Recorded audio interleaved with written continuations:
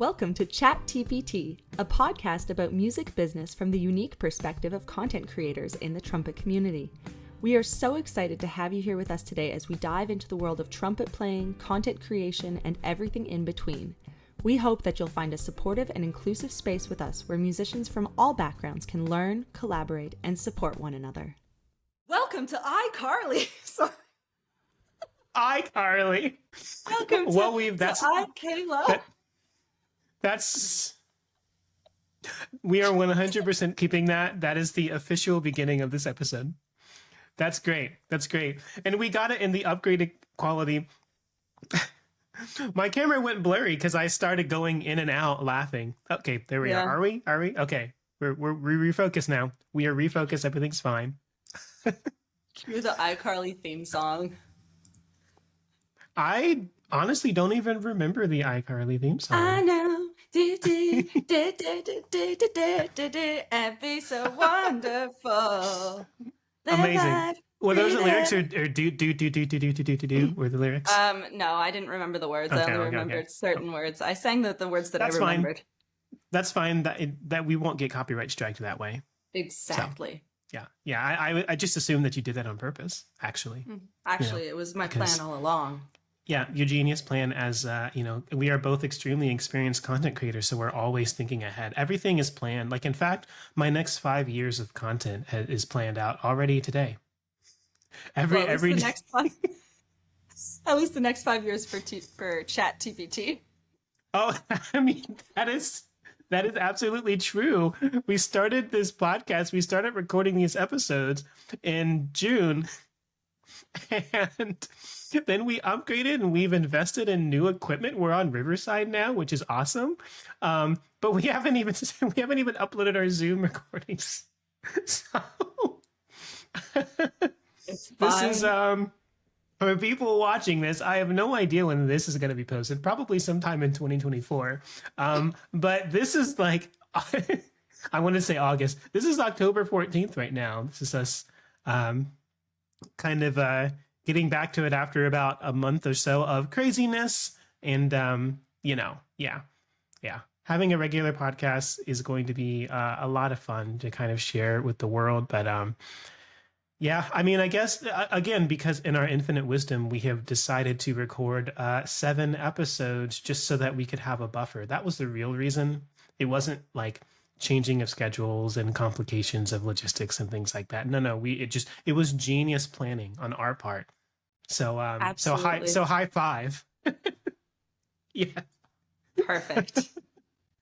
Well, to kick things off on our first episode of Chat TPT, on the very first one, this is number 1. This is the first episode on Riverside.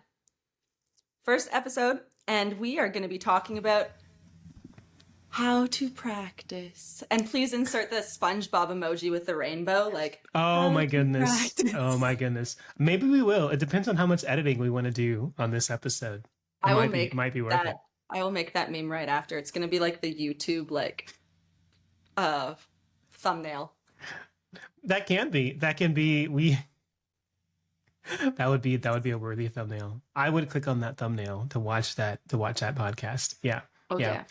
Yeah, how to practice. The one that we recorded a month ago and had horrible white noise that was my job to catch and I didn't catch. And so we're going to re-record the entire thing. We should definitely attempt to give the same shout outs that we gave last time as well. I'm sure that you can remember all of them from a month ago. So obviously, my memory is like an elephant. I never forget. Yeah. I forgot that elephants never forget. So here we are. No, I have a real problem with my memory. Mental health, yay. Yay.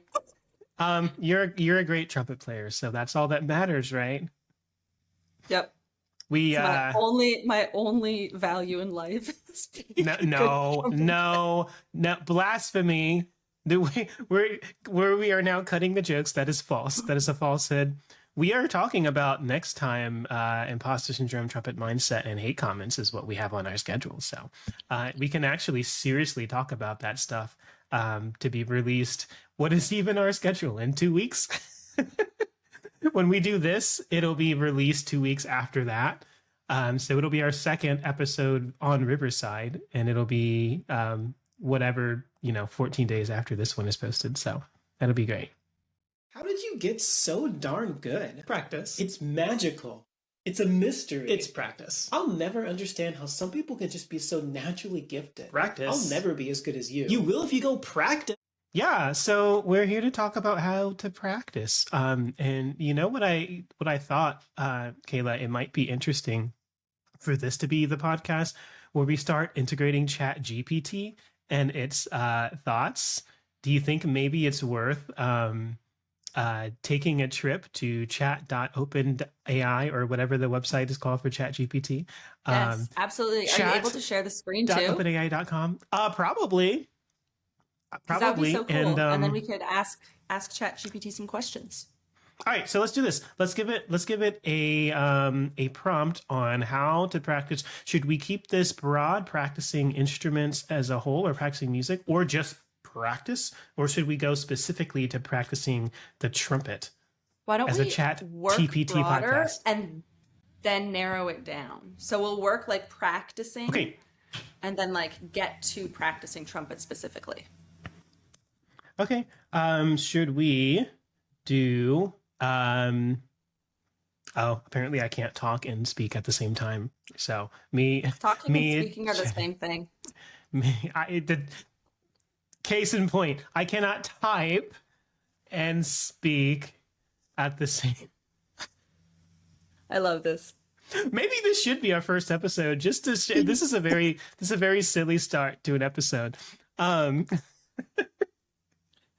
I forget even what I was going to ask now. It's okay. Focus on your talking while you're speaking. List. Should we give it a list prompt? Like give like the 5 best tips to practicing a craft, or should we just give it a broad, tell us your thoughts on practicing? Yeah. Broad. I want to see what ChatGPT has to say about that. Okay. Hi, ChatGPT. We are looking for your expert advice on how to practice a craft. Yes? We are looking for your expert advice on how to practice a craft. Do we want to keep it super uber broad and just leave that? Is uber a real word? It is now. Or do we want to give it any other specific, like, are we looking to practice to become a professional? Are we looking to practice in general? Are we looking to practice in general? Okay. All right. Then we'll just, hi, ChatGPT. We are looking for your expert advice on how to practice a craft. Is that cool with you? Sounds good. Let me hit share screen, and we'll watch it do its thing live, which gives people's incentive to watch the YouTube version. Is it sharing? Can you see it? I cannot. You cannot. It is loading. It says it's loading here as well. I got it. Okay, perfect. Actually, recording is higher quality. That's cool. Okay, so we have the prompt. Okay, you ready? I'm ready. All right, this is the opening to our discussion. This is ChatGPT 3.5. I'd be happy to offer advice on practicing a craft. The specific advice can vary depending on the type of craft you're interested in. So please let me know what craft you're interested in, and I'll provide you with the more tailored guidance. Whether it's woodworking, painting, knitting, or any other craft, I can help you with tips on how to improve your skills and enjoy the process. Okay? Should we say practicing music? Yes. Thanks. We are looking for tips on practicing music. Please. Thanks in advance. Fun fact, when you're nice to ChatGPT, it is nice to you as well. And it gave us a list anyway. Look at that. Yeah. It gave us a 15-part list. Very cool. Okay, let's read this and provide our thoughts on it. And see if See if its advice is potent enough to replace both of our degrees. We'll find How out. many degrees do you Certainly, have in practicing total? music. Oh my gosh, 5? Is it 5? How many? You 5 degrees. went through and got a doctorate, right? So you 3. have Yeah. you have 3. I have 2, and I to this day refuse to get my doctorate just because I don't need it, not because I hate it. I just don't need it right now. So, okay. ChatGPT 3.5 says, certainly, practicing music is a rewarding endeavor that can lead to significant skill improvement and personal satisfaction. Both of those are true. Whether you're a beginner or an experienced musician, here are some tips on how to practice music effectively. This is a very long list. Number 1, set clear goals. Define specific, achievable goals for your practice sessions. This could be mastering a particular piece, improving your technique, learning new skills. Having clear objectives will keep you focused. So far, so good? Yeah, I think that the achievable goals is an important thing I to agree. note in this, because you can, like, of course you should have big goals, but those should be your long-term goals. In a practice session, you should really just be focusing on like small, like bite-sized chunks that you can manage so that you don't get overwhelmed or discouraged Absolutely. throughout the Yep. session. Absolutely. I 100% agree. I think this is great, great advice. When you break a overarching goal up into bite-sized goals, it becomes a lot easier to accomplish. It can feel like a. I use this analogy a lot. I use it in the last version of this episode, so you're gonna get it. Thank goodness. I at least remember this part. But I remember talking about this because I talk about it with a lot of people. We can get really intimidated because we look at our goals and we see them as being the top of a skyscraper, and we go, how are we ever going to get there? It's so high. Well, I mean, it's a skyscraper, so you're just taking one step at a time, and eventually you're on floor 1 and floor 2 and floor 20. So the achievable goals is really important. You take one step and you accomplish that goal, right? Great. Now you take another step and you've accomplished that goal, and you take another step.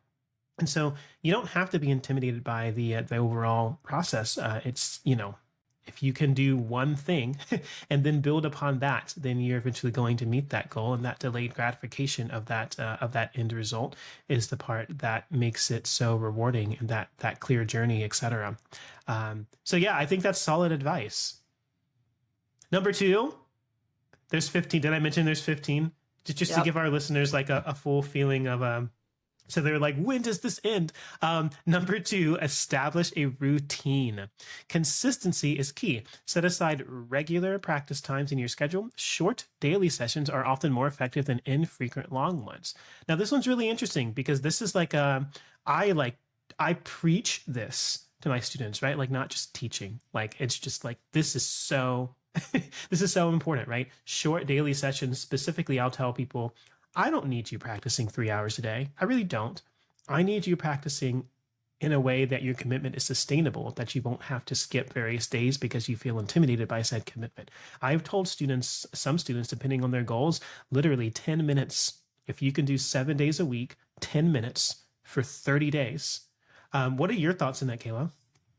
I absolutely agree. Some of my students, I mean, you're supposed to have a life outside of your craft, outside of music, outside of work, all of that. And if you're practicing so much and putting so much time into it that like you can't enjoy your life or that you can't do other things, then that's a problem. And I know that life gets in the way. Like I have adult students, sometimes, they've got something with their job or they have to travel for work or, they're have a family event. And I tell them, even if you just pick up your horn for 5 minutes, if you buzz on your mouthpiece for a little bit, what you're doing is like you're maintaining what you've already worked on. So Yeah. the consistent practice is super important because, you could take days off in between practice sessions, but because playing trumpet especially is so much like training for a sport, like if you don't keep that up, your muscle memory and like your endurance and everything, it's not gonna keep up with you or the way that you want it to. Yeah, I absolutely agree. That's cool. I'm glad so ChatGPT hasn't messed up yet. So far, so good. I agree. I mean, that's the case even for professional musicians, right? But especially for anyone who's not a professional musician, which is 99.99% of musicians, right? If you're not devoting your life to getting your craft to such a high level that people would pay you a living in order for you to, as we've talked about a lot, blow air through a piece of metal, make fart noises on metal, to have people pay you for it and teach you how to do it. If you're not doing the type of thing that Kayla and I are doing, to that extent, find out what is it that you're looking to do? What are your goals? What is your end goal? And then establish a routine that is conducive to that goal. Maybe there are points in time where I practice a couple hours a day every day in preparation for a large event. That doesn't mean you ever necessarily have to do that. It depends on what your goals are. So obviously, if you want to be a music major at a major university, then practicing more is better than practicing less. But again, that consistency is a lot more important than the volume in that particular sense.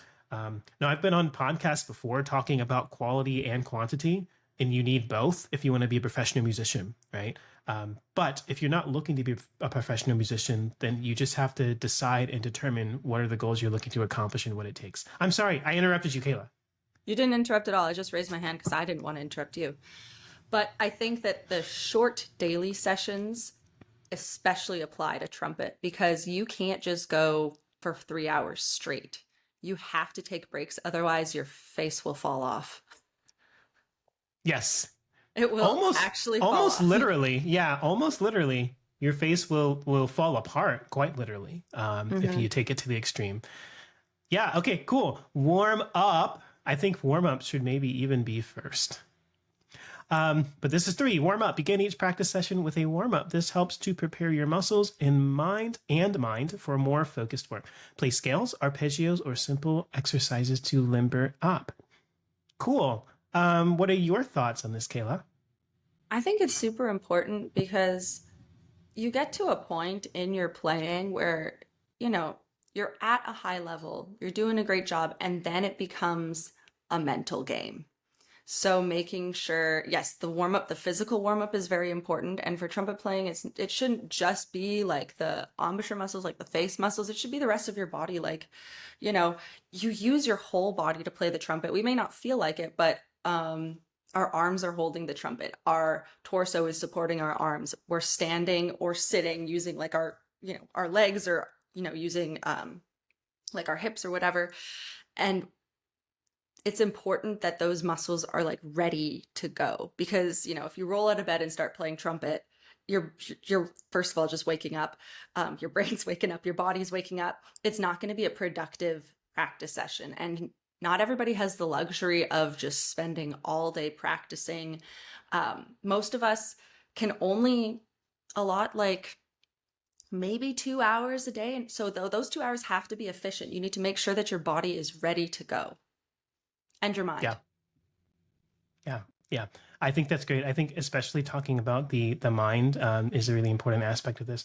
I think for anyone who is under the age of 30, it's a little bit easier to keep the physical side of things up. And then the older you get, the more deliberate work you have to put towards that, at least if you're not continually practicing on a consistent basis, like we've already talked about here already. I have found myself, what I found is the mental game side of things. If I'm able to get my head in the right place, then it almost doesn't matter what I play when I warm up, almost, because as long as I have my head in and focused on the fundamental aspects of what it takes to play the instrument. So, for example, as long as I'm making sure I'm making a great sound with everything I do throughout the entire range of the instrument, as long as I'm clearly articulating on my instrument throughout the entire range of the instrument in every style, et cetera, and so on and so forth, as long as I have those goals in front of me, it's going to be a pretty good day, and of course, I have practice routines that change literally by the day because ADHD, but just to keep myself interested. But the principles itself are very important and highly effective as long as we are as long as we are focusing on that fundamental aspects. The physical side of things is a little bit less. However, the mental side of things can be very strong. Sometimes you wake up in the morning, like we've talked about in previous episodes, and you just can't get out of bed. It takes all of the energy in your mind to get out of bed, and then you're going to pick up your instrument and maybe have an unforgiving day where the instrument makes everything harder for you in the practice room and you're just like, I don't want to do this. If you're able to get yourself, I a lot of times I have found myself, especially when I started practicing early mornings, which the first real consistently early mornings on a day-to-day basis was in grad school. I think I mentioned this on podcast before. But when I started getting up and doing my like warm up sessions at 5 a.m., I started thinking breathing exercises, stretching, hydrating myself with lots of water. I would listen to things that relaxed me. I started getting into just all sorts of things that would just relax my body and relax my mind. And those things I found ended up being the most helpful aspects to this. But yes, warming up is definitely important in all ages. I tell my students, and some of them are maybe listening to this podcast, I tell them that I don't believe in warm-ups. And I do it kind of cheekily because they depend on their warm-ups for whether or not their day is going to be good. And that's not what warm-ups are for, right? The warm-ups are for making sure that you're continually revisiting your fundamentals and strengthening them the way that they need to be strengthened. And just because you may not sound your best in the morning doesn't mean it's going to be a terrible playing day. It just means you have to take a little bit more concerted focus on what you're doing during the day. So those are my thoughts on warm-up. Yeah, I definitely agree with all of that. And I think something that I tell my students a lot of the time, because like I said, I teach people who are interested in like returning to the trumpet after a few years off, or they're interested in learning it as just a new instrument. And I tell them that playing the trumpet, especially the warm up, it should not be a stressful thing. It should be very like almost meditative. Like you're going through the breathing, you're working on like figuring out like where is the tension in your body today. So when you said that you would listen to, meditation stuff or stuff that would just make your body and mind feel calm, like that's the warm up should sort of get you into a good mental state and physical state and like ready to take on the day. Yes. I'm searching for the book I recently purchased. Is it in here? Oh no. I really want to give her a shout out. I'm gonna look for it. Hold on, give me a second. Brienne's book? Yes. Do you have it in your room? No, I ordered it and it hasn't arrived yet and I'm sad. Well, you've ordered it. I don't know if you heard that part that I just said because I do have noise gate on, so it might have just cut me out. I have not had the chance to go through these yet, and I'm super excited about going through it. Here it is in mirror form, it appears on my camera, but Mindful Trumpet Playing, A Guide to Managing Performance Anxiety. This is Dr. Brianne Borden, who is one of our amazing colleagues. And the foreword is by Dr. Ryan Gardner. This book, Brianne is great in many ways, but Brianne manages a yoga studio. She does a whole bunch of amazing stuff. She's a professor at trumpet at oh man, my brain is Crane SUNY Potsdam. Yeah, SUNY Potsdam. Gosh, that's bad. I did a masterclass, Zoom masterclass a couple years ago there. So my memory has failed me. Embarrassing. She's amazing. She's, I believe, going to be doing a masterclass at the National Trumpet Competition this upcoming season. Just super exciting. Maybe doing some stuff at ITG. I don't know. I'd have to look at that. I don't want to give you guys false information, but anyway, whenever we do relevant things, and you guys have noticed this by now, Kayla and I love to shout out our colleagues because we want to give you guys as many resources as you possibly can to really get the full picture and be a part of the overall community that is trumpet, that is music, and to learn just how caring and supportive we are and how important it is to continually lift each other up. So anyway, I wanted to have that be a part of our conversation since we were talking about the mind and the body as it relates to warm-ups. And maybe we can do a review, since you get yours too, maybe we can do a review of her book on one of our episodes. I don't know. I'm speaking out into the void. If it doesn't happen, don't hold us to it, but it would be fun to do it. Number 4, focus on fundamentals. Regularly visit the basics. Oh, we were already talking about this, so that's perfect. Even experienced musicians benefit from honing their fundamental skills like finger dexterity, timing, and ear training. I think that's a great point, and especially the ear training as brass players. Ear training is so Yep. important because, Yep. you know, partials and just hard. Everything's hard. So having a Yeah. good background with ear training is really, really important, and I definitely need to work on that more personally. We all do. Even like people like me who literally teach it need to work on it more. It's yeah, of course, playing trumpet specifically. Obviously, you have three valves in most cases. Four valves in more rare cases, like a four-valve flugelhorn or a high-tech trumpet of those sorts. But you play multiple pitches on the same fingering, and the higher you go, the closer the partials are together, so the less margin there is for error, and it's easier to hit multiple different notes. Ear training is very important. It's also important because the trumpet is an imperfect instrument, and if you just let things sit where they sit, they will be out of tune in most cases.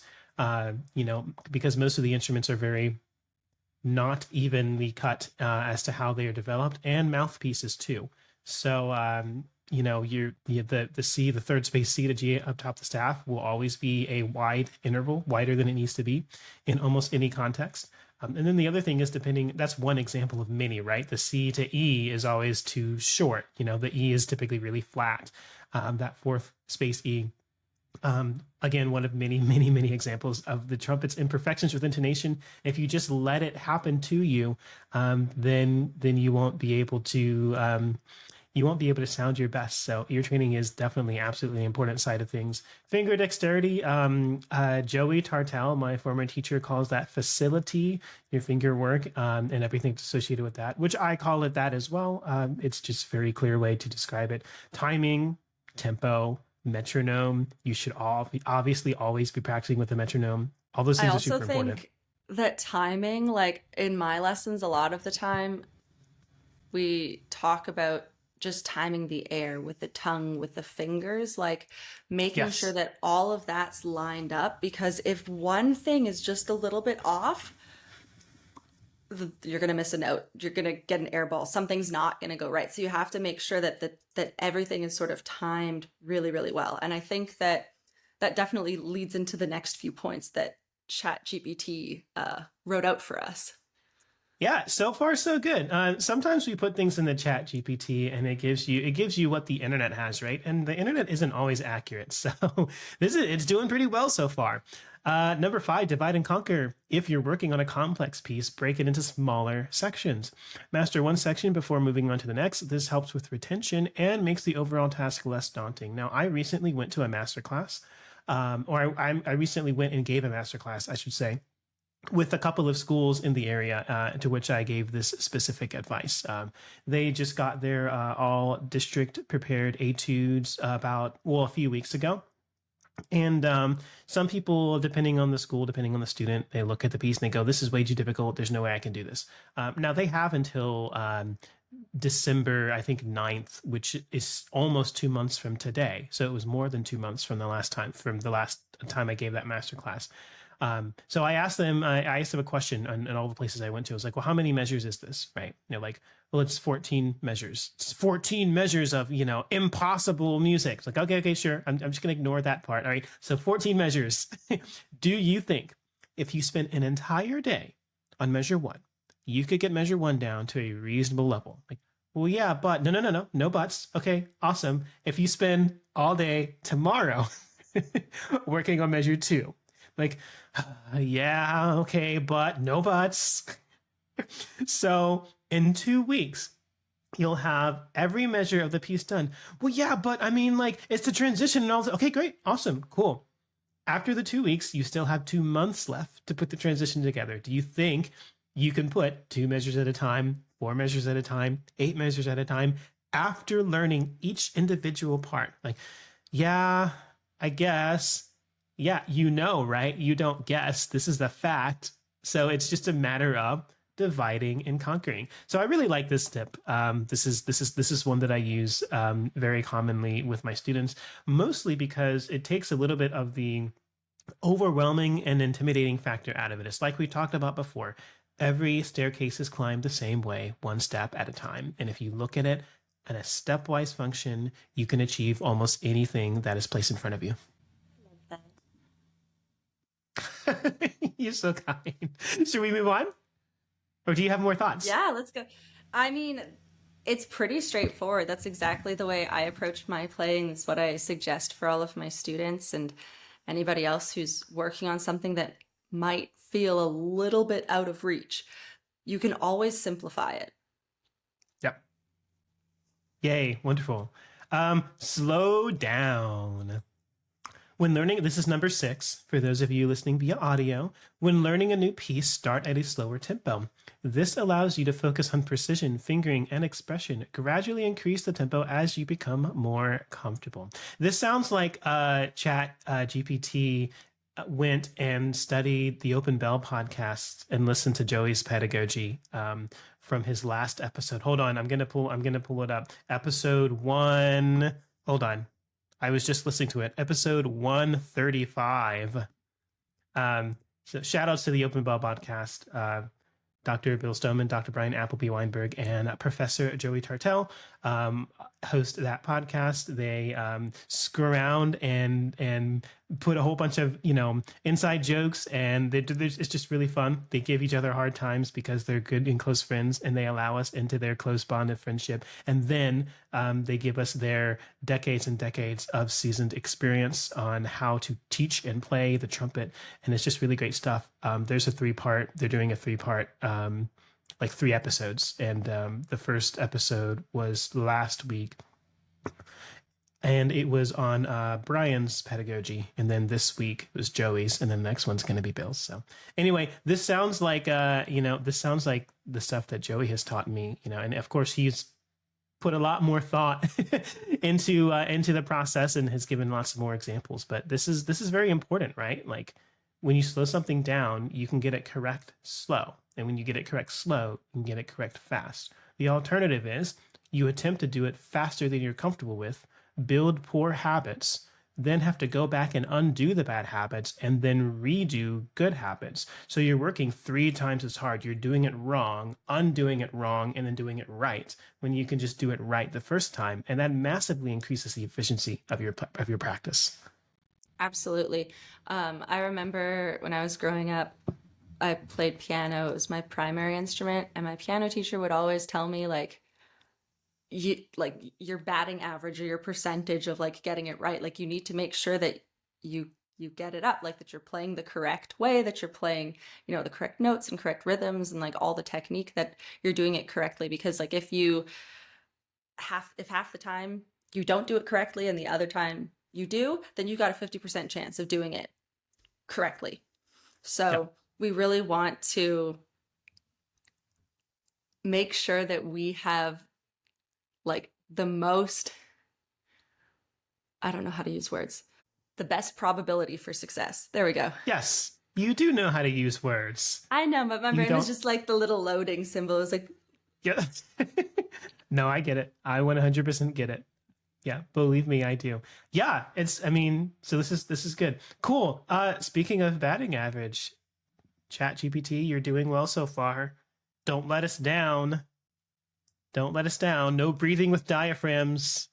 None of that stuff.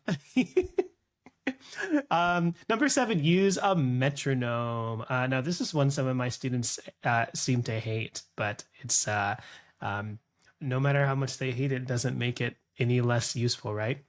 A metronome helps you develop steady timing and rhythm. It's a valuable tool for musicians of all levels. I agree. I don't really have much to say on that. I agree.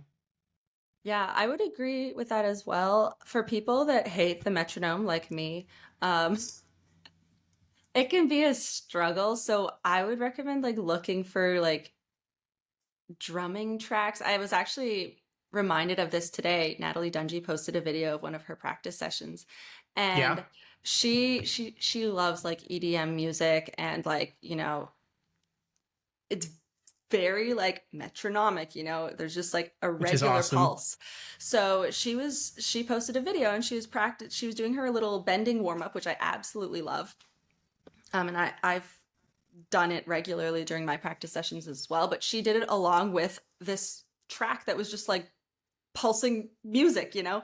So if you can find ways to Yeah, make your metronome practicing like more enjoyable, definitely do that.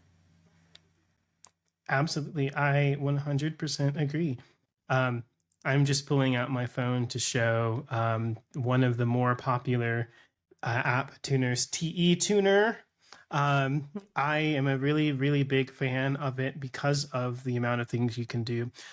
You can practice with drones, you can practice with metronomes, you can set your own click tracks, and all sorts of things. You can change the both the pitch and timbre of your tuning. You can change it from just intonation to equal temperament. For those of you who know what that is and what that means, it's a really big and helpful thing to help you to really train your ear and whatnot. And it can also just be really relaxing in general to do that type of thing. I've been exploring the idea of going into making, using my composing skills and my pedagogy skills to make click tracks to help with that type of thing. Also, I'm glad you mentioned Natalie. Shout out to Natalie Dungy. She's been a phenomenal trumpet player for the vast majority of her life. Unlike me and a lot of other people who have, it's just like it happens eventually, and it's a process. It's been really fun to watch her career, and to see it develop and grow. And you went to college with her, right? Yeah, we were both at UCLA together. So it was awesome, and she's a fantastic player. Like playing trumpet it's just so easy. She makes it look so easy. And it's Yeah. just because she's been immersed in it for her whole life. It's like, just like learning a language. When you're immersed in it, when you're doing it Yeah. for so long, like it's going to become very natural for you. Yeah, I think I don't want to give incorrect information. I want to give the exact. I'm gonna pull up. Um, I'm gonna pull up YouTube just to confirm this.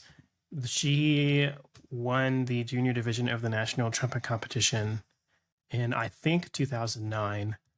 Natalie Dungy, 2009. Sure did. She was younger than I was when I started the trumpet, when she did that recording, and she played the Artunian concerto. And I think it's Just super inspirational. yeah, I think it's important to note, like, she was younger than both of us were when we started playing the trumpet. And Yeah. it's really important not to compare yourself with other people, because like you could get yourself Yeah. into a situation where there are all of these trumpet players who are younger than you, who you believe are better than you, and everyone just has their own path and everyone learns in a different way. Everyone has different experiences and are exposed to different things, and Yeah. everyone has their own strengths.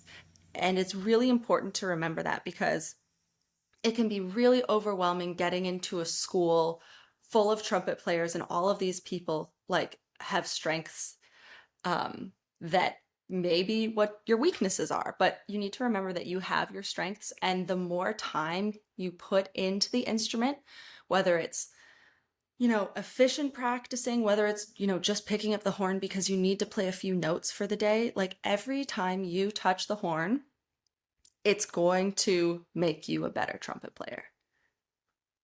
Absolutely. That's very, very important. Excuse me. That's very, very, very important to keep in mind. I like to look and involve myself with the study and experience of other musicians for the sake of inspiration and for the sake of evaluation of what's possible on the instrument.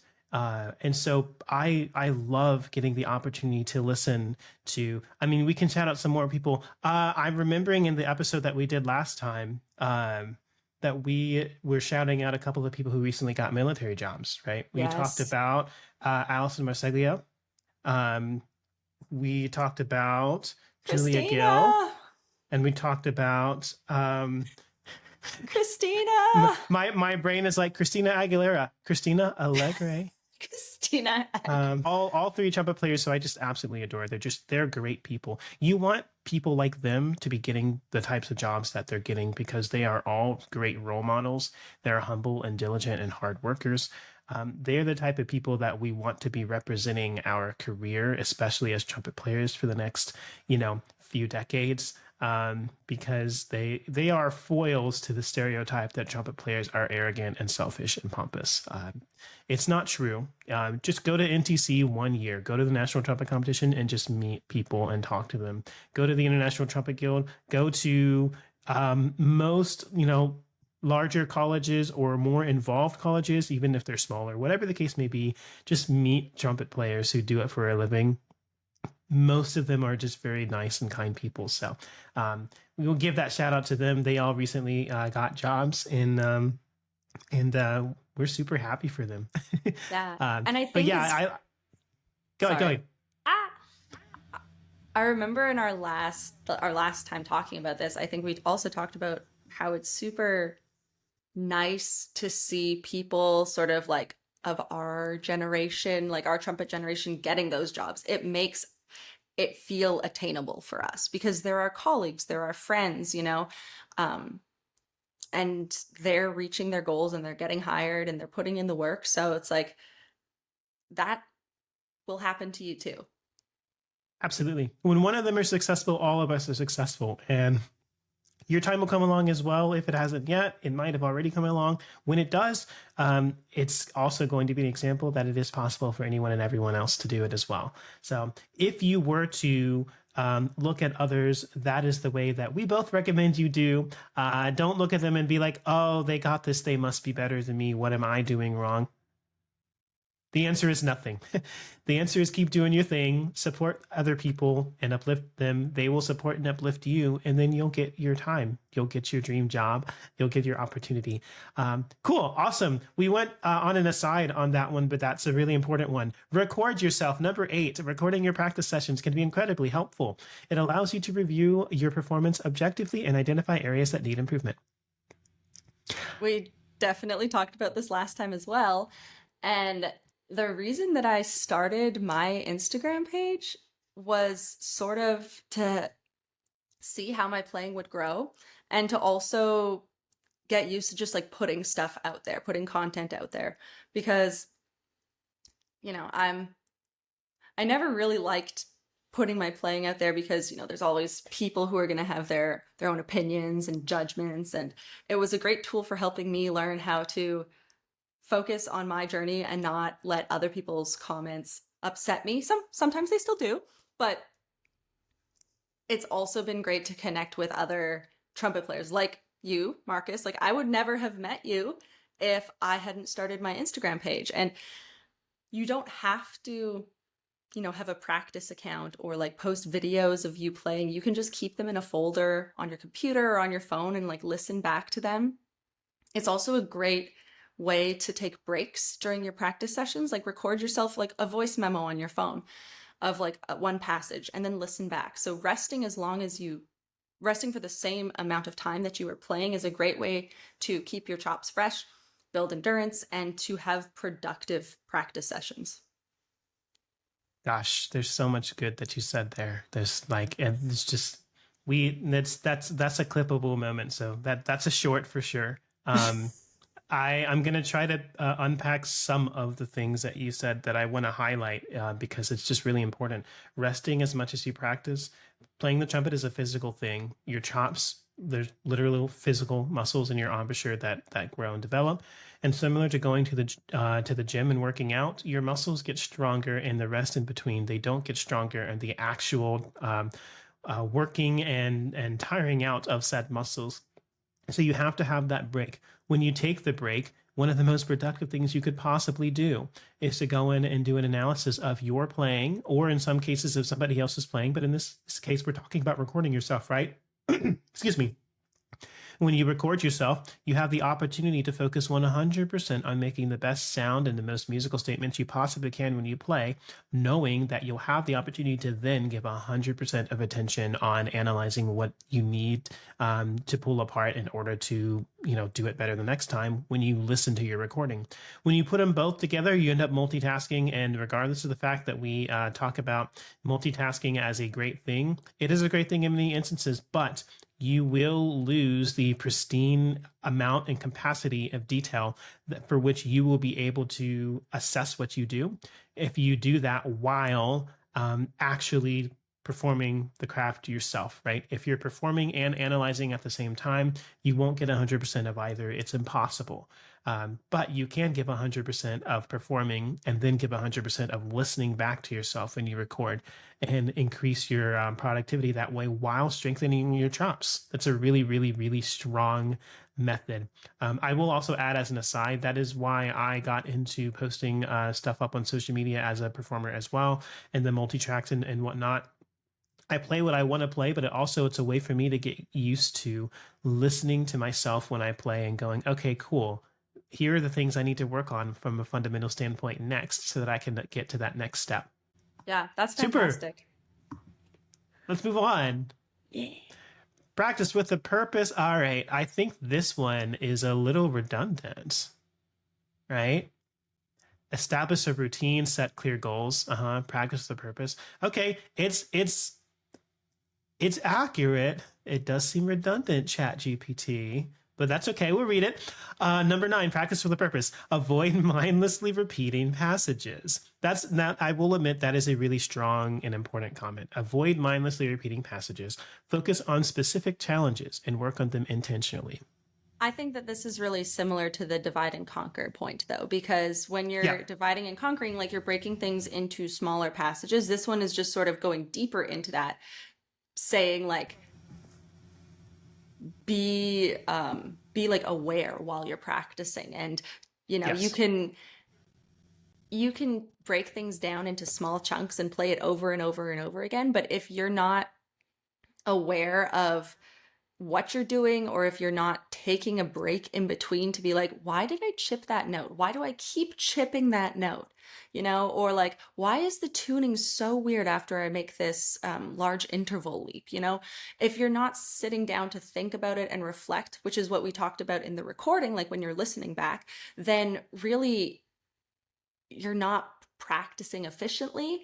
And as Chat GPT mentions, you're not practicing with a purpose. You're just doing it to go through the motions. And yes, it can make you a better trumpet player, but it will take a much longer time for you to get to where you want to be. Yep. I 100% agree. That's great. Very, very great points there. It's one of those things, we talk about the 10,000 hours theory, right? Like you practice 10,000 hours to become a professional. The only problem with that, emphasizing that volume is very important. That is very great and powerful, and that's something that we should embrace. It's not that simple though, right? Not all practice is created equally. So if you are not practicing with the specific intent of improving specific parts of your craft, then you're ultimately losing out on some very valuable efficiency. And so it's absolutely important. Okay, number 10, seek feedback. Consider taking lessons or participating in group activities like jam sessions or ensembles. Feedback from others can provide valuable insights and motivation. Now, I think this is one of the strongest aspects of seeking a college degree, majoring in music and having that opportunity. I think that's one of the really biggest things, because you are surrounded by people in an environment where everyone is taking lessons. Everyone is playing in multiple ensembles together. And excuse me, and oftentimes, you're going out as ensembles and either playing together in front of other communities for recruitment, or you're getting accepted to regional or national events like the National Trumpet Competition. I mentioned them many times. I'm on the board of directors, so, shameless promotion. You guys should all go to NTC. But you have the opportunity to do those things. And I still maintain, I have felt this way for a very long time now, that chamber ensembles are kind of like they're like the holy grail of you learning how to improve on a well-rounded instance, musical intentions, etc. Because you have enough people around you that it's not just your ideas, and in an organic context, you can build and grow and develop from that. But there's few enough people that every single line is extremely important. If you have a 6-piece trumpet ensemble and there are 6 parts and one person's missing, then it's incomplete, and so you have to have every person present. And then it's indisputably every person is extremely valuable and essential to that part. Of course, everyone is valuable and essential in any instance. If you feel like you're one player who's playing, you're one of 3 players who's playing the second trumpet part in a wind symphony, and you think that you're not important, think again. But certainly from a very pragmatic standpoint, if you don't exist in a brass quintet for a rehearsal, then the part doesn't exist. So yeah, that's, the whole taking lessons, participating in group activities, those things, that's one of the things I think that makes the college experience worth it. So that's interesting, though. It's saying seek feedback, but then it's basically really saying put yourself in an environment that's conducive to your success, which I agree with. Just bad marketing, ChatGPT. Now I'm picking hairs. You really are being super picky, but I think so. On the side of like seeking feedback and taking lessons, I think that is a great thing to do, but also be careful of like how often you're seeking feedback from like a bunch of different people. Because I ran into second year of my DMA. I was taking lessons with my current professor, and then there was like another professor that was there taking over like after someone had retired, and then there was another professor there that like taught more orchestra style, and then I was also taking online lessons with my mentor in Vienna, and some weeks I would bring the same piece to all different lessons or just for like feedback and comments, and they would all say opposing things, and then I would be overwhelmed and be like, well, now I don't know what to do. So I think also like when you're playing for people, when I competed at NTC, leading up to that, I would perform for a bunch of people. I'd be like, hey, can I just play for you? To practice being nervous, to practice, playing in front of other trumpet players or like just people who understand music and know what's going on, because that's stressful. And there were some people that I was just like, I don't want feedback because, everyone's going to have their own opinion. And right now, like with my teacher, we've come up with how I'm going to approach this piece. And I don't want a million other people, giving, musical advice or things that are going to have me doubt what I've prepared already. So it's important to seek feedback, but it's also important to know when to like stick to your guns and be like, no, you're just here to listen. You're just here to help make me nervous. Or if you want them to give you feedback, just be like, hey, listen for this specific thing. Let me know if I'm doing it or if I'm not doing it. And if you have any suggestions for how I can do this better. So I really think that it's good to be clear, and just like in your practicing, choose like one little thing to work on or one little thing to give to the person who's listening to you to focus on so that they can give you their feedback. Yeah, I love that. This is really important, right? Being clear with, when you are asking for feedback, being clear that that's specifically what you want. And if you're not looking for it, to also be clear about that as well. People will respect that. There's this thing about music, and it's not just music, but it's really any craft ever in the history of forever, right? The best way for you to master a craft in a way that is unique to you, when we're talking an artist craft, right? Because music is an art, and art is comparable, which means it will not be the same from person to person. Each individual is going to have their own voice when they are producing said art, which means you want to focus on those elements that are giving you your voice and stay consistent with refining those specific elements. So we have this, I mean, there are three things that we often apply to our overall growth as musicians. And again, with any craft at all, it's more, better, new. When when you are making music and you're working towards a craft, do more of it, spend more time towards perfecting that craft the best you can, do a better job of it. Take a look at the instances where you can be more effective and efficient with your work, and produce a higher quality work at a faster pace. And only after you have done both of those things to the highest level that you possibly can, do you then want to go out and seek new. So you set your goal, you stay consistent, like we've been talking about, and you work towards achieving that goal to the highest level. And then you look at, okay, what are some other things that can add to this? Oftentimes what happens when we don't do that is you hit one wall through your process and you go, oh man, this doesn't work. Let me try something else. And what you're doing is you're not allowing yourself to overcome the challenge and solidify whatever it is that you're working on. And you end up starting from the beginning. And then you hit the next one wall and you're like, oh man, this isn't working. Let me try something else. And then you hit the next first wall, right? And so you've built up multiple different interpretations to a mediocre quality level, right? And nothing is at that pristine condition that you're looking for. So it is really, really, really important in that context to stay committed and to stay focused towards making one thing great. I think that leads perfectly into the next point, which is number 11, stay patient. Music takes time to master. Don't get discouraged if progress seems slow at times. And it's so important to celebrate small victories and milestones. I really like that last point, because so many times we're just always looking for the next thing. You achieve one thing, you're looking for the next thing. No, you need to give yourself a little treat, get some ice cream or something, because you've worked hard. And that's another way to stay motivated is, by celebrating your success.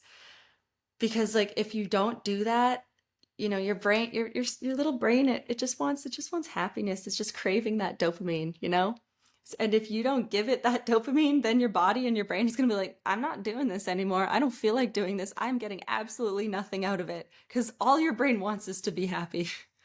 At least mine does. And in some ways, you can argue that's literally the purpose of life, right? Is to find joy. If you're not looking to do it, you may or may not get help from anyone else anywhere else, right? And that's another conversation entirely. But absolutely, I 100% believe in the celebrate small victories and milestones. It's a big, huge part of my pedagogy when working with students of any age. You mentioned before that sometimes you teach comeback players, and I think it's especially, excuse me, I think it's especially important with them because of all the things that they have going on in their lives, right? Other priorities, etc. It's important to say, to give the indicators that they are improving. And then I would go to the opposite end of the spectrum and say beginners who are, the children that are age 11 or younger, learning craft for the first time. And maybe they look in day one, they heard whoever, insert artist, Wynton Marsalis. They heard Wynton play the trumpet and they were like 8 years old and they were like, oh my gosh, that's the most incredible thing ever. And maybe they want to do that. Okay, great. You can help to work them towards that goal, but give them the steps that are possible, right? First, you have to make a sound on the trumpet. Can you make a sound? Yes, celebrate that. That is a good and big and important step, because you can't do anything else if you can't make a sound, right? So give the opportunity to celebrate that. Okay, now here's how you build your articulation. Make it clear as possible. Celebrate that, right? Wow, in our one lesson today, you learned 3 new notes.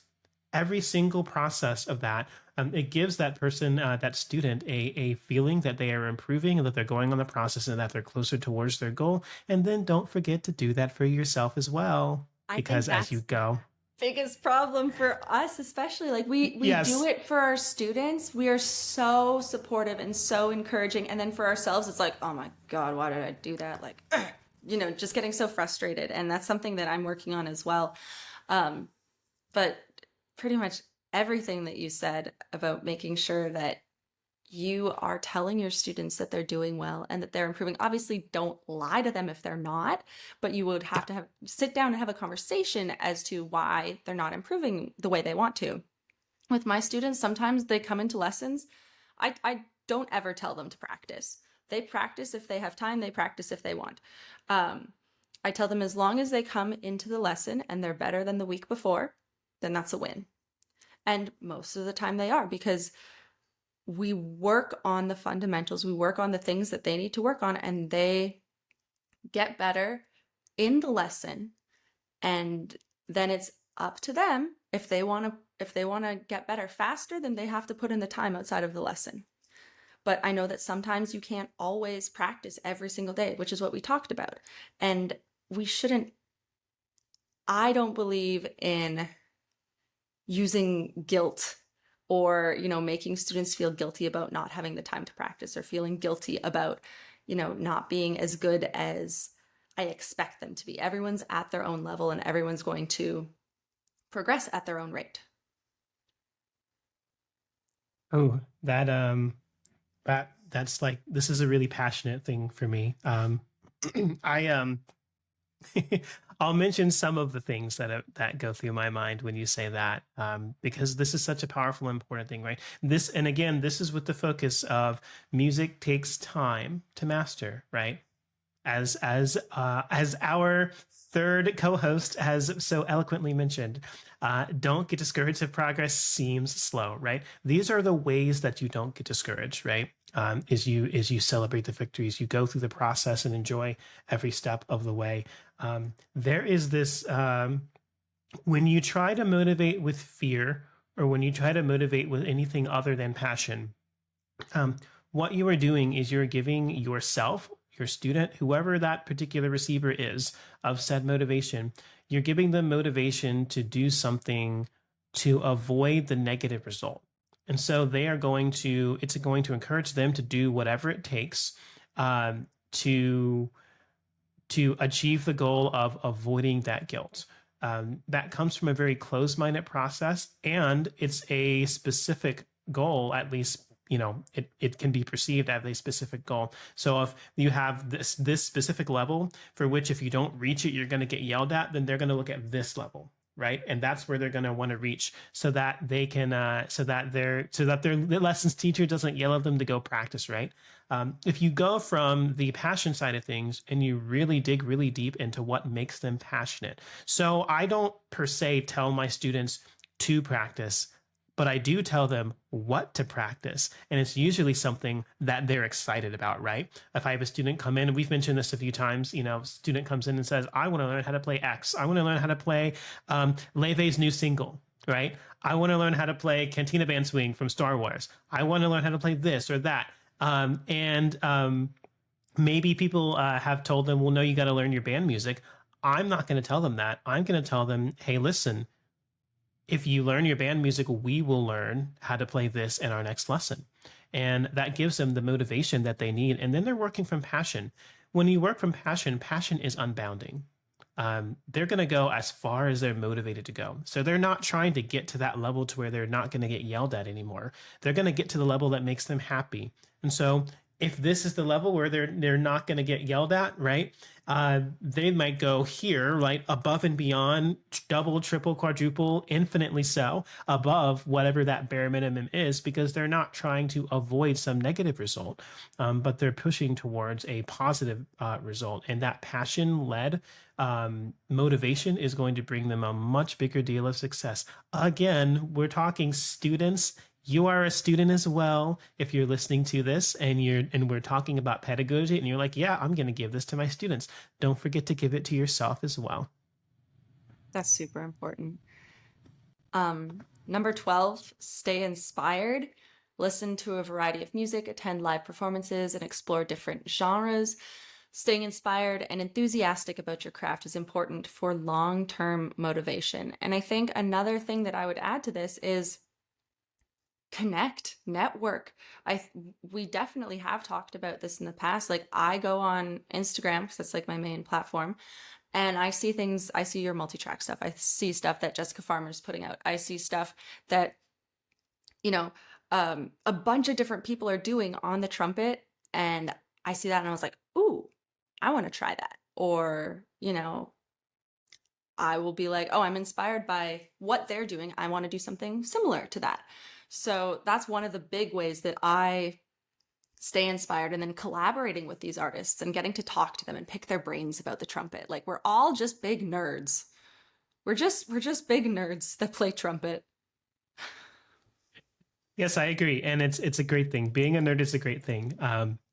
Yeah, this is another thing that college education is really, really, really great for because of the environment and you're surrounded by it, especially the attend live performances side of things. A live performance could be a literal, official performance that you go to a concert hall and maybe even purchase a ticket for. It could also mean a masterclass setting where you're with your studio mates and they're playing in front of you, or, a guest artist comes in and does some demonstrations for you and that type of thing.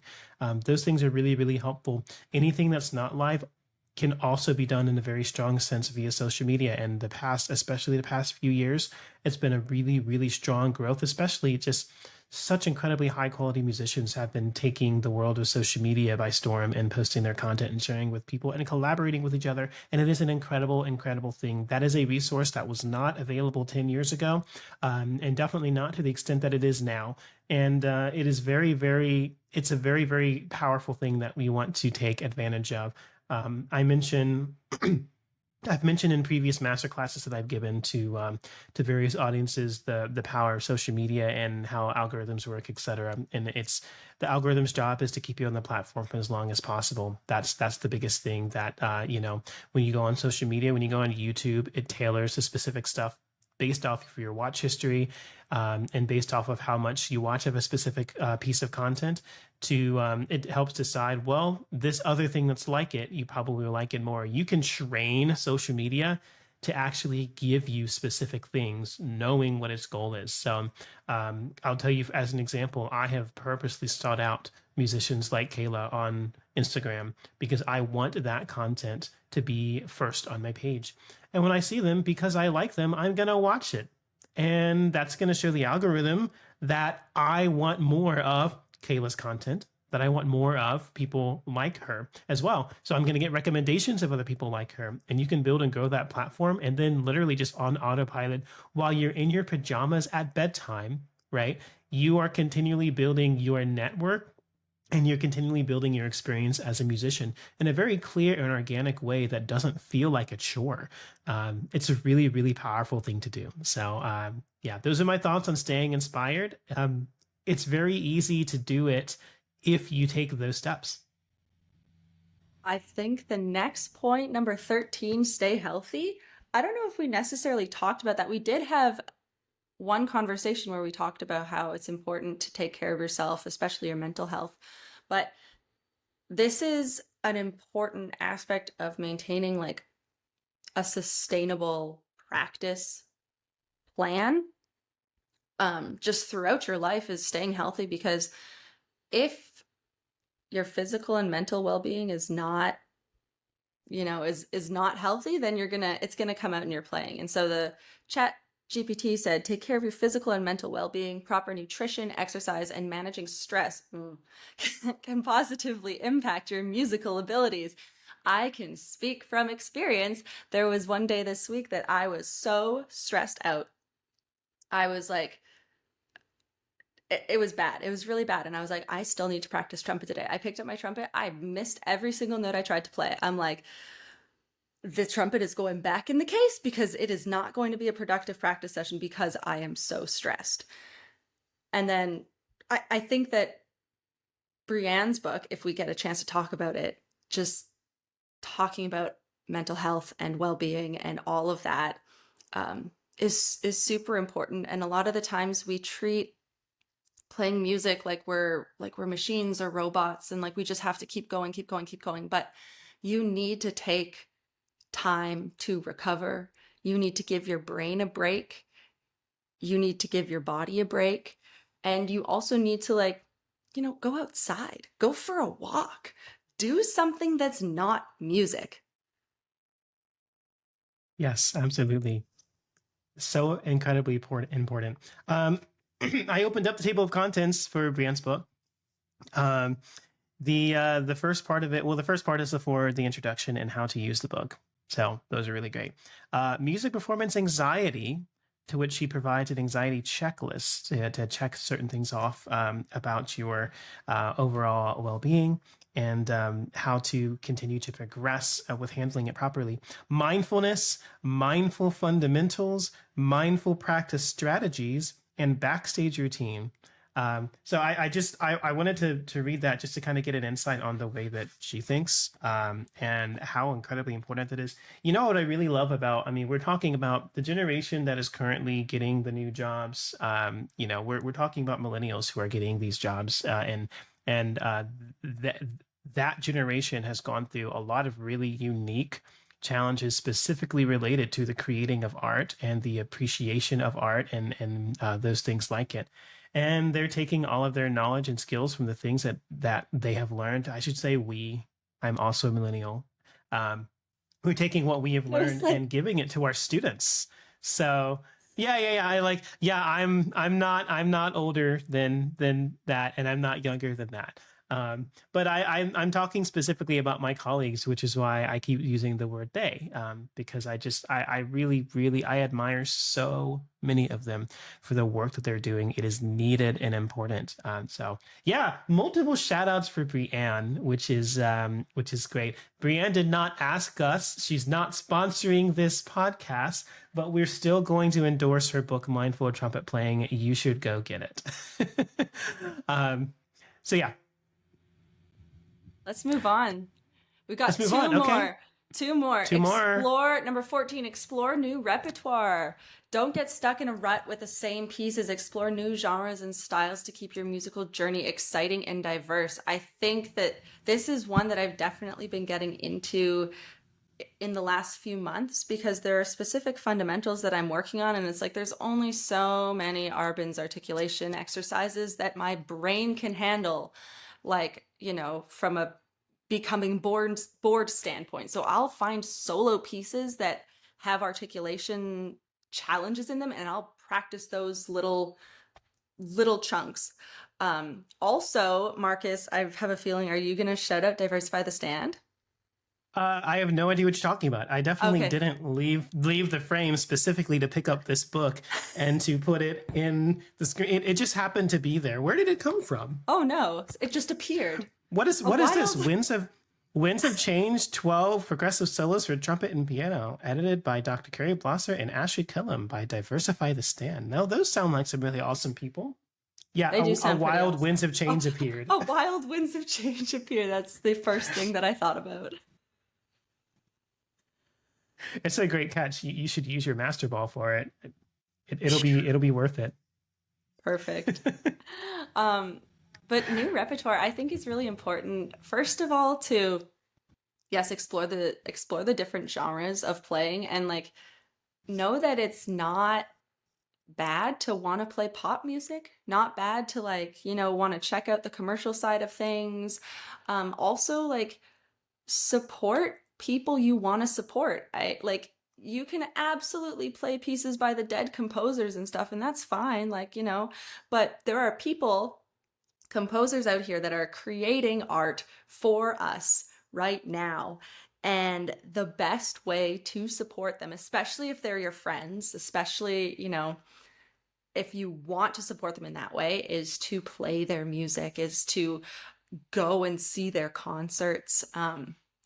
It's hard being a student. I guess I'm not a student anymore. I still, getting out of that student mentality. But when you're a student, you're not making money. You're paying a lot of money to go to school, and you may not have the resources to, support a consortium or, buy all of their books. But you can share their stuff on social media.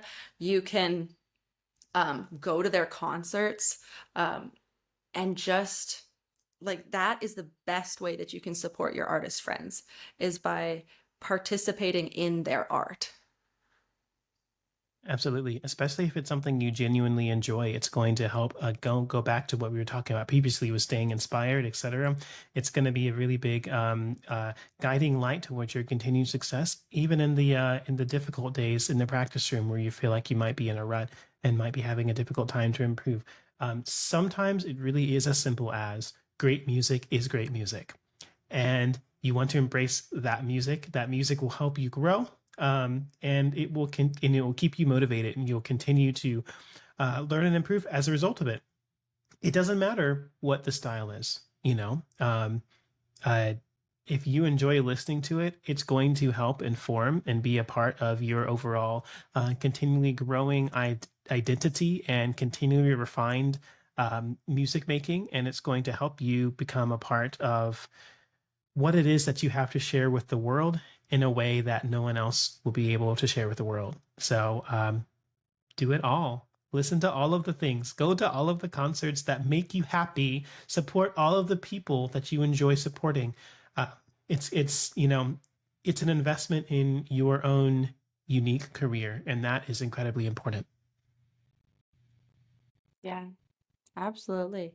We're at number 15. Teach what you've learned. Teaching can reinforce your understanding of a subject. If you feel confident in a particular skill or piece, consider teaching it to someone else. This is something that really resonates with me because growing up, the best way that I studied for tests was by teaching it to somebody else. So if somebody didn't understand it, I would go through and I would explain it. I would break it down. I would come up with multiple, approaches to get to the same answer. And that is one of the things that I absolutely love about teaching is that everybody's different. You have to come up with a variety of different ways to teach the same thing. And I always find like when I'm teaching my lessons, I'll say something and then I'll be like, oh yeah, I should do that. I should do that in my practice session. This is something that I should be doing. It's a very nice reminder. And that's one of the great things about lessons is that your teacher is there sort of as your ears, as your like little reminder so that you don't have to be doing the whole like playing and analyzing at the same time. You're just playing. Your teacher is there to sort of hear the things that maybe you don't hear and be like, okay, this is what I'm hearing. This is what I would suggest. And as a teacher and being able to hear those things within your students makes you reflect and be like, oh, am I hearing that in my playing? And then you can go back and analyze it yourself. So I'm big supporter of teaching what you've learned. Absolutely, 100%. 100%. I would even argue that as long as you're actively looking towards perfecting your knowledge and experience on a craft, even if you don't feel confident or comfortable in it yet, you should still consider teaching it, as it will help to define and redefine both the actual understanding that you have of said pedagogy, of said topic, but it will also help you reaffirm your own views and your own style on how to make that better understandable to a larger mass and to communicate that to others. Even when you're not teaching, it's extremely important to be able to communicate effectively to others. I talked about how I feel like chamber ensembles are the holy grail to musicianship, right? And a lot of times there's a lot of things that you communicate to your colleagues without saying a single word. The most basic one of those is how to give cues, because you don't have a conductor in front of you in most cases in a chamber ensemble. So you have to figure out how to play together, how to start together, how to release together. If there's a fermata, how to go back into the piece, if there's a tempo change, etc. But then also the art of musical expression and the way that you play a phrase might inspire the way that somebody else responds when they pick up the second part of that phrase. And when you get into the aspect of teaching, it allows you to kind of entertain the idea that you need to think in a way that is natural and intuitive for more than one person to understand, for more than just you. And when you get through that process, it heightens every level of your performance, and that is a very great and powerful thing. So yeah, cool. I think that ChatGPT did pretty well with this prompt. I think so too. Thank you so much, ChatGPT, for being a great co-host. Do you want to read this footnote that it's giving? Sure. So Chat GPT says, remember that progress in music is a journey and every musician's path is unique. Be patient with yourself and enjoy the process of learning and improving. If possible, consider working with a music teacher or mentor who can provide personalized guidance and feedback tailored to your specific goals and needs. Man, it sounds like ChatGPT was listening to our conversation before it happened. Maybe was. Maybe was. Now I've done a lot of things with ChatGPT overall as a whole, and of course, it being an AI generated piece of software does pick up on some of the things that we do. So maybe that's a part of it. Although I don't think when you open up a specific chat that it carries things from other chats. So and you can see as we shared this, I do a whole bunch of things. Some of these are very some of these topics are very like, hold on, there's some yeah, okay, so some of these are like, yeah, food tutorial, tips for sleeping. Wait, can we open that one? I need that. Tips for sleeping. Maybe we can at some point. Trumpet valve secrets. So I've done a lot of stuff with ChatGPT. It's a helpful it's a helpful means for brainstorming. It's a helpful means for quick exploration of stuff that exists out there on the internet to find. And of course, because it's the internet, you always want to fact check, and you always want to go and make sure you want to audit everything that you see. And you don't want to just believe something because it exists. And you want to audit and fact check the professionals that are around you as well, but especially those things that you get online. But it can be really great and helpful to inspire thoughts, to inspire direction, and to clarify goals. I think it's so funny because that's something that I would see on TV growing up, because I'm from Canada, and so they always would talk about, like, if you see it on TV, if you see it on the media, like, question it, fact check, just like what you were saying. So I think that in our podcast we should include the link for the House Hippo commercial, because I think it's so funny. Let's do it. Let's do it. Absolutely. I think that we might want to put a sequel to that discussion. Audit what you see. Not everything is correct just because it's on the internet. And we should, anyone who gives information on the internet should be comfortable and confident in being able to tell you to fact check them. And I would say that Kayla and I won't, you're here, so I won't speak for you. I'll let you confirm. But anything that we talk about, we absolutely want you to not just take our word for it, put these things into practice and see how they work for you. Because, if you are able to, if you're able to see and experience these things, they're going to be a lot more powerful for you, and much more powerful. It's going to have a much more powerful effect on you than just listening to them and developing them as a part of your opinion, right? And that's your experience is going to have a far more potent impact on your life than developing opinions based off of what you have heard or what you have seen. So test these things out, audit us, audit other people that you listen to, put things into practice and watch them improve, and then see how it affects you. And I think one of the most important things is everyone has certain things that works differently for them. So, I might say one thing, Marcus might say another thing. The great thing about our community is that everybody has their own experiences. And, if something that I say doesn't work for you, doesn't work for the specific trumpet related thing that you're working on, look to Marcus. Maybe Marcus has a way that'll work for you, or, look. Yeah. Anybody. There's so many people out there. There are so many different ways to approach, one thing. Yeah. And there are so many commonalities to so many things, right? And when you see those things repeated, it's a really strong sign, right? Like, for example, when you practice, you want to make sure that you're making a great sound. There are very few people who are not going to tell you to make a great sound. You're going to hear a lot of professionals say that. So you should probably take that advice, right? If somebody says something you've never heard before, then maybe look into why you've never heard it before. And is it something that is going to work for you? Is it something that just sounds really good to you? And so because it sounds really good, you want to accept it as truth? Or is it actually something that is true and is built off of something that you can put into your routine and make it last in a positive manner?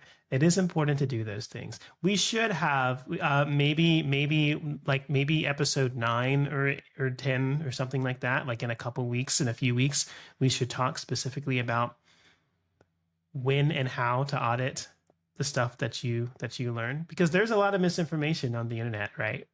I'm actually surprised that ChatGPT gave us such sound advice about it, because sometimes it gives us what exists out there, and sometimes it's not always the best information. Yeah, absolutely. But I think that today was a success, and I'm glad that we could elaborate on the suggestions that ChatGPT had, because again, it's just a software program. It doesn't have the experience of actually playing the trumpet. And that's really important to take into account, because, we've learned what we've learned through trial and error, through failure, lots and lots of failures, lots of experiences. So trust us, not ChatGPT. Trust Chat blah blah blah. Trust Chat TPT, not ChatGPT. Yes. One of my favorite quotes, a lot of people are attributed to it, so I don't know who specifically it started from. I think a lot of quotes are like that, and I alluded to it and paraphrase it. A person with experience will never be at the mercy of a person with an opinion. So go through that process, develop your experience, and then that's going to hold more truth than something that you just see or hear about, and maybe it just sounds nice, right? The reality is that is one thing that we will have for a long time over artificial intelligence, is the human experience that comes with trying these things out. So that when you can audit it in that manner, it's going to continue to help and clarify the direction for which you should go. And that's our thoughts on how to practice. Yay! Our first episode ever. Yeah, yep. First try. This is very good. It's awesome that we can be so good at doing a podcast from our first outing ever. This definitely is not our 7th episode. Technically, I don't know 8. this. Yeah. The redo. This might be episode 7 and 8, because we've been talking for about 90 minutes. It might be worth breaking it up into 2 parts. Honestly, I'm thinking that it would be a good idea if this was our first. If we drop this one first and then do like the other ones. If we drop it first? Yeah, I think that I'm fine with that. Cool. Yeah, and then that's kind of cool as well, because that gives a really strong and powerful message about the process of building a craft. So they get to see like where we are now, and then where we were, and to see that journey, which is a very important thing about content creation, which is maybe another episode. Absolutely. And I think it's definitely worth it to talk about like the different things that we've tried, like Riverside, Opus AI, all of those things, definitely. So I think this is a great place to sort of start. So this is Marcus and Kayla, episode 7, but we're dropping it as episode 1. And then you get to come with us and watch us struggle through the first 6 episodes. There are some cringy things in our first 6 episodes. There's some cringy things in this one, but there are fewer cringy things in our or more cringy things in our first 6 episodes. Which is great. Which is what makes it awesome. It'll be great. We'll have a couple months of sharing it if we since we're releasing every 2 weeks, and also all of the clips. Frozen. There we go. I'm back. Oh, hello. I think I had you the whole time. So good. You were frozen in the laugh. News. So it was nice to see your laughter frozen on the screen. Well, hopefully I'm not frozen on the recording quality. That's one of the really great things about Riverside. Maybe we reach out to them sometime and let them know that we're doing what we're doing. They might be interested in sponsoring. Who knows? We'll see. I don't know. It might be a fun thing to do. I'm loving it so far. So yeah, cool. That's great. Well, alrighty. Signing out. Signing out. We'll see you guys in the next episode. Don't forget to stay up to date with us on social media. You can find us on YouTube at Chat TPT, and individually on Instagram, TikTok, YouTube, and Threads at TPT Solo and at MS Grant Music. We love hearing from you and staying connected with our amazing music community. If you enjoyed today's episode and found it valuable, please consider sharing it with your fellow trumpet players and music enthusiasts. Your support helps us grow and reach even more people. Please leave a review on your favorite podcast platform. It would mean the world to us. Your reviews help others discover our show, and we're always eager to hear your feedback. Thanks for tuning in and being part of the Chat TPT family. We'll be back soon with more inspiring conversations and valuable insights. Until next time, keep playing those beautiful notes and stay connected.